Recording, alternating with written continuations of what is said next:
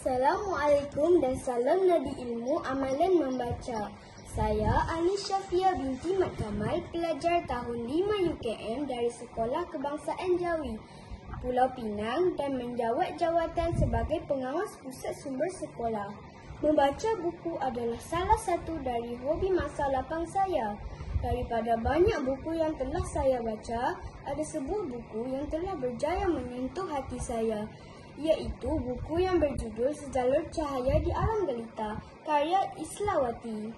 Buku ini ditulis oleh Islawati dan diterbitkan oleh Pinang Sendirian Berhad pada tahun 2009 dan mempunyai 102 halaman muka surat. Saya meminjamnya dari pusat sumber sekolah saya. Buku Sejalur Cahaya di Alam Gelita mengisahkan Hafiz, pelajar tahun 6 yang akan menduduki peperiksaan UPSR tidak lama lagi. Malangnya bagi Hafiz, pada suatu hari, dia rebah di sekolah seusai menjawab kertas peperiksaan akhirnya.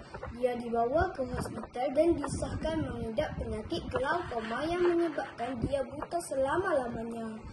Ketika Hafiz berasa begitu rapuh keyakinan dirinya, gurunya iaitu Cikgu Munir telah menasihati dia dengan kata-kata motivasi yang membakar semangatnya. Percayalah, sesuatu yang berlaku itu pasti ada hikmahnya. Yakin dengan kemampuan diri kita, lihatlah sesuatu dengan cara yang berbeza. Barulah kita boleh mencari kejayaan. Tiada siapa pun yang boleh merubah diri kita melainkan kita sendiri. Nasihat daripada Cikgu Munir sangat membakar semangat saya.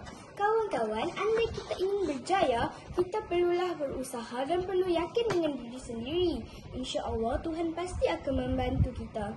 Ilustrasi dalam buku ini sangat menarik dan dapat mempengaruhi emosi pembaca. Bahasa yang digunakan juga mudah difahami dan berjaya mempengaruhi emosi saya. Kesimpulannya, membaca buku ini dapat memberi panduan bermakna dan dapat menyuntik semangat kita untuk tidak mudah mengalah dengan setiap ujian yang Allah berikan. Di mana ada kemahuan, di situ ada jalan. Sekian, terima kasih.